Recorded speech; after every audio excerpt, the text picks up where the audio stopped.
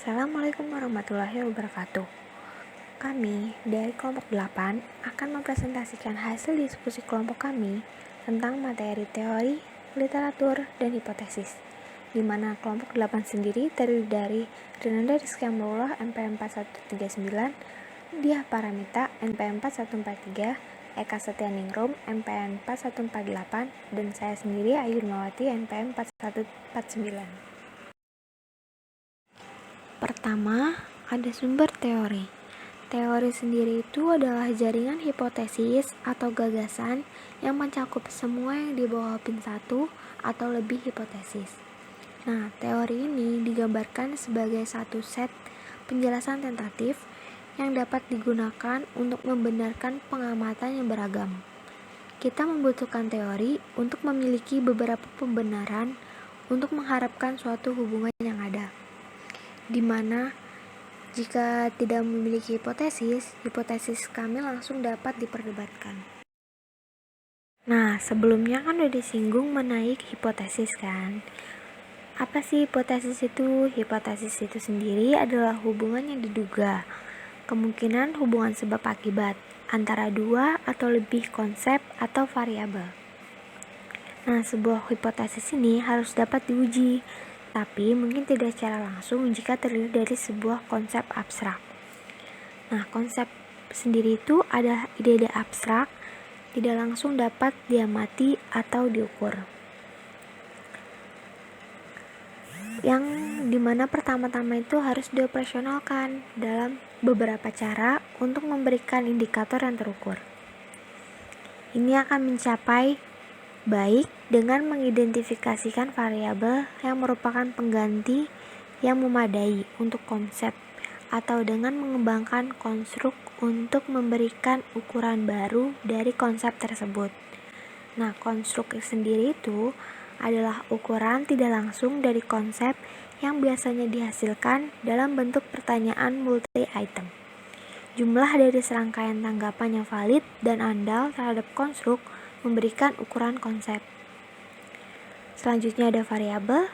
Variabel sendiri itu adalah item yang dapat diamati, yang dapat mengasumsikan nilai yang berbeda.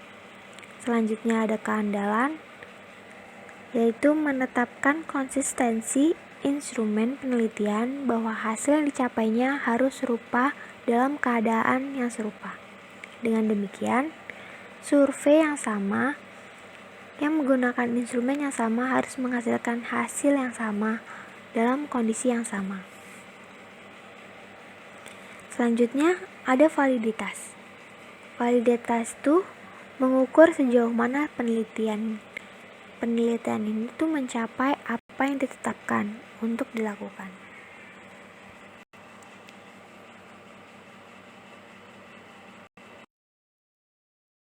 Selanjutnya yang kedua adalah mencari literatur.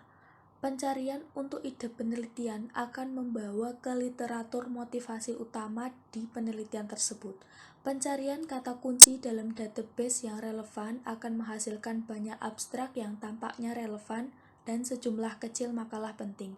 Kita perlu menelusuri lebih jauh dari makalah-makalah ini dan makalah-makalah berikutnya dengan memperhatikan daftar referensi mereka dan referensi dari referensi.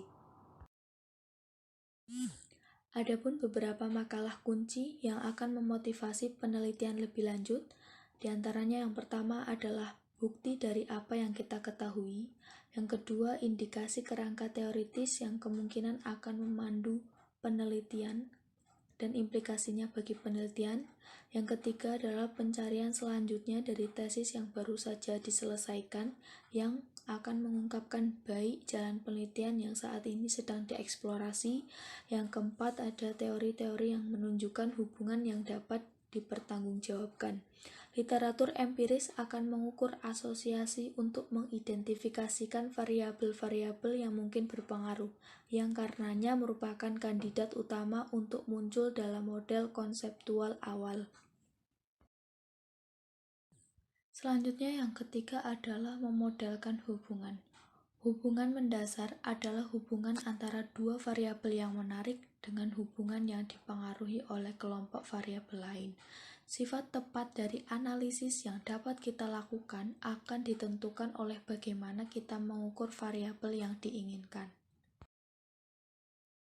Kemudian, pertimbangan lebih lanjut adalah sifat dari variabel berpengaruh dalam model.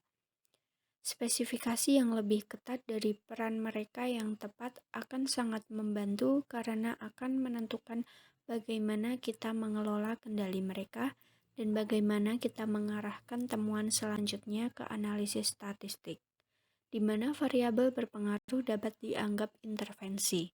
Tidak ada lagi hubungan langsung antara variabel independen dan dependen asli. Sebaliknya, variabel intervening secara efektif merupakan variabel dependen dalam satu hubungan dan independen. Mengembangkan hipotesis. Hipotesis harus dapat diuji. Hal ini dikarenakan hipotesis harus dapat diukur dalam beberapa cara, bahkan jika tidak dapat diamati secara langsung. Maka dari itu, skala pengukuran rasio atau multiplikatif dan interval atau kontinu lebih sering digunakan karena memungkinkan lebih banyak alternatif analitik. Sedangkan ordinal yang melibatkan peringkat dan nominal khususnya dikotomi, serta skala umum dalam literatur akuntansi dan metode untuk analisis. Setelah pertanyaan penelitian yang konsisten dengan teori yang telah dirumuskan dan desain penelitian ditentukan, kita perlu mengembangkan satu atau lebih hipotesis untuk pengujian. Teori dan literatur yang ada harus mendorong pembentukan hipotesis sehingga apa yang kita postulat sangat layak berdasarkan bukti yang ada. Kemudian, hipotesis biasanya akan dinyatakan dalam bentuk nol atau alternatif, dan sebagian besar pengulas lebih memilih bentuk hipotesis nol. Apa sih hipotesis nol itu? Hipotesis nol adalah adanya hubungan antara variabel yang menarik, kemudian mencoba untuk mengumpulkan bukti yang cukup untuk menunjukkan bahwa secara statistik, hipotesis nol bukanlah asumsi yang masuk akal. Jika kita tidak memiliki bukti sebelumnya untuk menyarankan arah kausalitas, maka kita tidak memiliki alternatif selain mengadopsi format hipotesis nol. Kemudian, apa sih hipotesis alternatif itu? Hipotesis alternatif yaitu adanya hubungan terarah atau seringkali kausal, dan bukti yang dikumpulkan harus menunjukkan bahwa temuan tidak konsisten dengan tidak ada hubungan yang signifikan atau dalam posisi nol. Masalah validitas. Validitas eksternal masyarakat bahwa temuan penelitian memiliki implikasi untuk situs lain, perusahaan dan negara, dan orang-orang pada periode waktu yang berbeda. Sayangnya tingkat validitas internal tertinggi dikaitkan dengan kondisi buatan. Temuan mungkin terbatas pada waktu, kasus, peserta, dan lokasi tempat penelitian. Asumsi santai di sana untuk memperkenalkan validitas eksternal yang lebih besar pasti akan mengancam validitas internal, dan ini tetap menjadi tantangan bagi peneliti akuntansi. Terima kasih, sekian dari kelompok kami. Mohon maaf jika ada kesalahan perkataan maupun perbuatan. Wassalamualaikum warahmatullahi wabarakatuh.